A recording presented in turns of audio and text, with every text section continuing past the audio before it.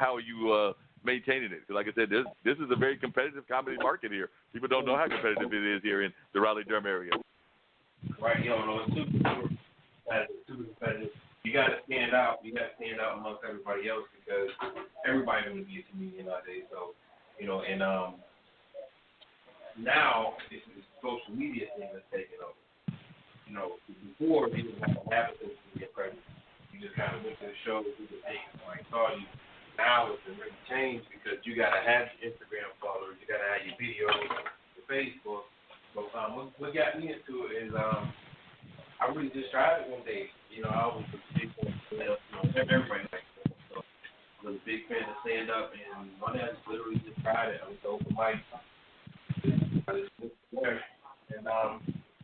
but like I said, it's super competitive. But you gotta love it. If you don't love it, it's Definitely. Who were some of the comedians that you admired growing up, both here in the area as well as nationally? Were there any kind of comedians that you really enjoyed and that you really thought deeply of? Sinbad and Martin Lawrence. Cool. And it seems to me like both of those comedians actually relatively keep it. I mean, they may have some little bit of roughness, but they definitely seem to keep it more or less clean. So it seems to me that if you're like admiring them, would you consider your comedy more of the clean variety of comedy? Because we know that there's the clean variety, and then there's the kind that you get down and dirty. Get down and dirty, yeah. No, I'm not clean. I mean, I don't have a hardcore. I'm more the people person. You guys have my. I do have my. They call them after hours. I do have my alcohol for the most part. And where can folks catch you these days? I mean, both online as well as just in general. Where can folks catch your comedy at? You can catch me. You can follow me on Facebook at it's Marcus Comedy. Instagram is Marcus Comedy 6. I pretty much perform all around Pittsburgh. Like I said, I'll be at the Pittsburgh Improv this Thursday. For a showcase down there. Towards the end of the month, I got a couple local spots. End of the year, I'll be in New York. So they just follow me. I post everything on there. So funny videos on there too, funny videos and things like that. So cool.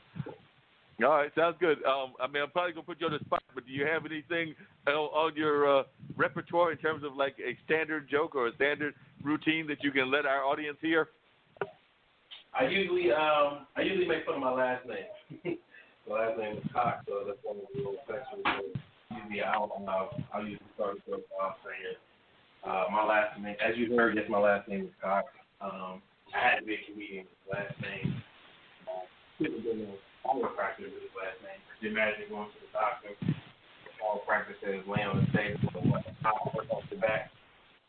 So I kind of start off with something like that. It's kind of go with my name. That's kind of what I'm known for, ripping on my last name.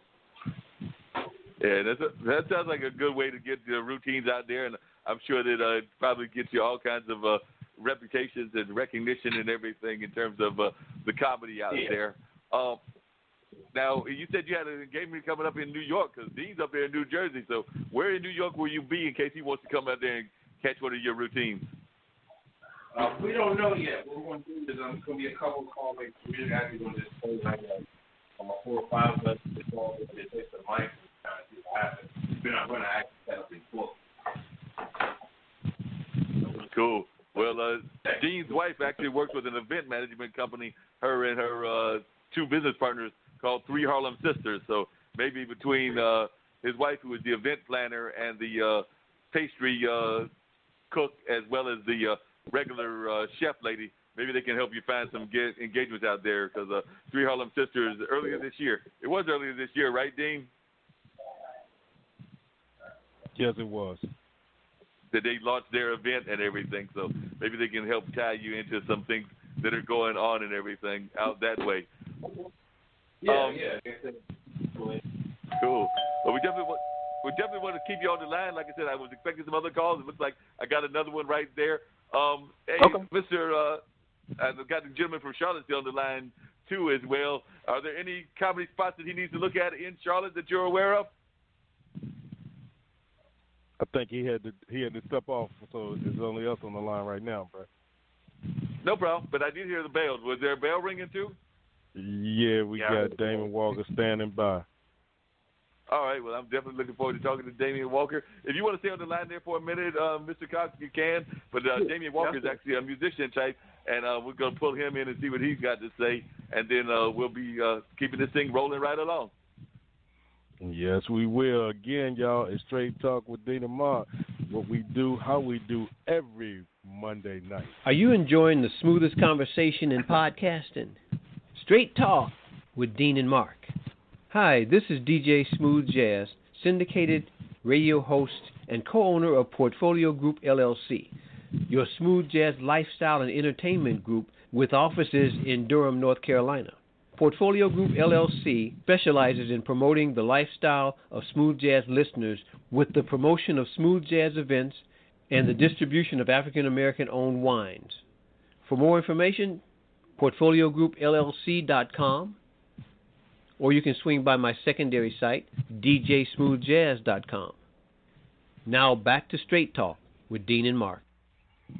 And we are back right now. Mr. Damian Walker, welcome to Straight Talk with Dean and Mark. You are now on the line, sir. Hey, how you doing? Good to be with you. All right, all right. Glad to have you on here, Damon. Glad to definitely have you on here. Damon's actually out of North Carolina. I don't want him to tell us exactly what this field that he is in, because it is not a common thing, and it's definitely not common for a brother, as far as I can tell, to be involved in this field. But, you know, he's involved in the music world, but he is also a luthier. And I want to know exactly what a luthier is. I have an idea, but I want to know exactly what it is and how he got into this field, because it's not something that, you know, I don't think that the average brother living anywhere that brothers live or sisters comes up, wakes up one morning and says, I'm going to be a luthier. Yeah, you're right about that. Most people haven't heard the word before. When I say it, they ask, are you a Lutheran? You know, like, no. That's not what I said. But basically a luthier is just someone who either builds or restores stringed instruments. That's all, in a nutshell. And, I'm sorry, 1 second there. That's my daughter. I just changed her. But basically, I got into it in a roundabout way. I'd never heard of lutherie myself. I was looking more for the skill set. At the time, I was studying architecture in New York. That's where I'm from. And I knew I loved design. At the same time, I was working at a construction company building furniture, so I knew I was good with wood in my hands. And I was a bassist, electric bass, but I was aspiring to the upright. And it's just a matter of putting them all together. All right, baby, here. All right. Can you hear me okay? Yeah, I hear you perfectly fine. Okay, good. Had to get the baby sorted out. But, yeah, that's kind of how it happened. It's the weirdest thing. I just kind of stumbled into it. Cool. And how many luthiers are there in the area? Like I said, I do know some people that are bass players, and, of course, they need that luthier ability to fix their instruments on a regular basis. But just here in this area, or even in North Carolina, are there, like, tons of luthiers, or are you, like, one of maybe 6? Okay, there are many luthiers. The thing is, most of them are fiddles, guitar, things like that. Where it gets narrowed down is when we're talking about bass lutherie. Not too many people can work on an upright bass. As far as I know, there's one other shop somewhat near the Triangle. That would be the Greensboro area shop. That's the next closest. And that's one of the reasons why I stayed. Once I came and checked out the area, I'm like, okay, it's kind of a no-brainer. You got all these jazz cats and all of these music programs in the schools here, Central included especially, and no local luthier, so the guys have to travel a couple of hours. You know, it didn't make sense, you know, for me not to set up a bass shop here.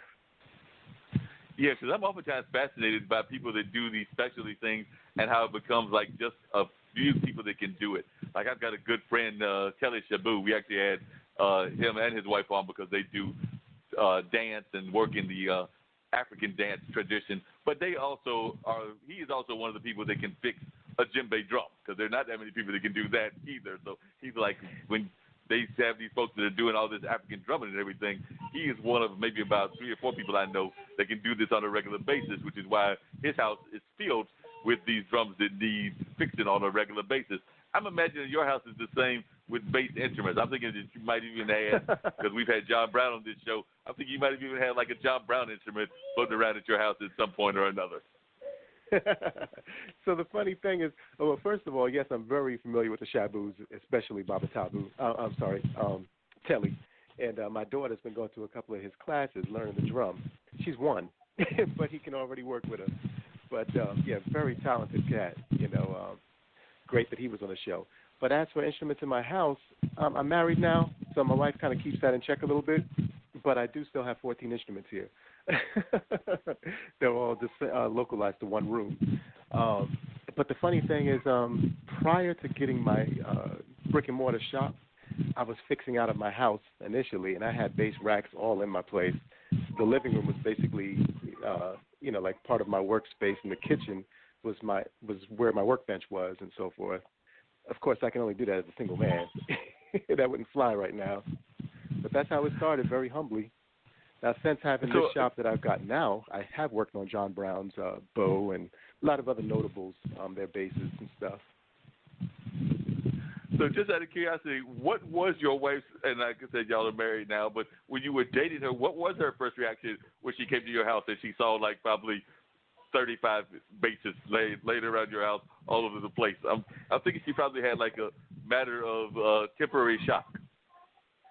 Yeah, so she wasn't too keen on it. Not so much the instruments, which were more towards the front of my apartment, the apartment I had at that time, but more because half my bedroom was a shop. I had a workbench, I had a grinder, a bandsaw. All of this just within feet of the bed. Now, of course, I never use it while she's there in the bed or anything, but just all of that equipment right next to it just kind of threw her a little bit. But I think I was worth her sticking around. And then she just insisted on a different kind of environment once we moved in together. Yeah, I can definitely understand that and everything, that she insisted on that. Now, how much of playing do you do yourself now? How much of music do you continue to play even to this day? Oh, well, so I play a lot.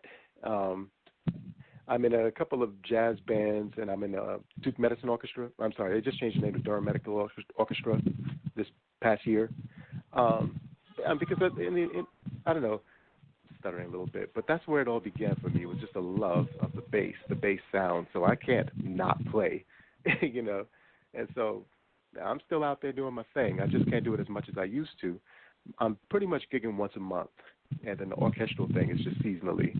We hit in the fall and in the spring. I'm sorry, the winter. And who were some? Yeah.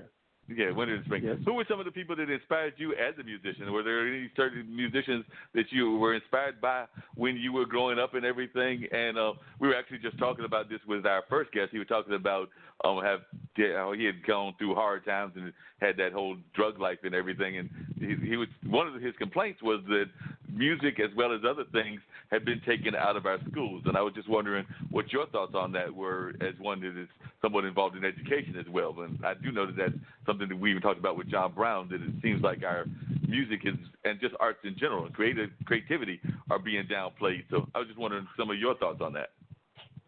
So I heard that first guest, and he was directly on point, exactly on point. And I tell you, my experience was basically the same. I grew up in New York, and so that's where it first started happening, where they were cutting all the arts from the schools. And it's to me kind of criminal. There's all these studies that are showing the symbiotic relationship between music education and STEM topics and other things. It just helps the brain develop. It makes kids work out problems better and critical think better and all of those kinds of things. And we know this, and they're still going to go cut all these programs. That to me seems sort of intentional and criminal, like I said. But nevertheless, that's how I came up. And so I didn't have any musical heroes as a kid. What happened for me, it was more, I was in love with big, deep sounds themselves. So that would be ships. It would be, I would go down by the East River all the time, and, as the big cruise ships were heading out and they blast their horns and everything, and it sounds like a whole bunch of tubas on the ocean at once. That kind of thing used to move me. And so once I later on experienced hearing an upright bass up close or a tuba up close, I thought that was it. Now, after I reached adulthood, I started developing some heroes. And, of course, that would be people like Charles Mingus, partly for his playing, but more for his orchestration and so forth. In terms of actual playing style, I would think people like James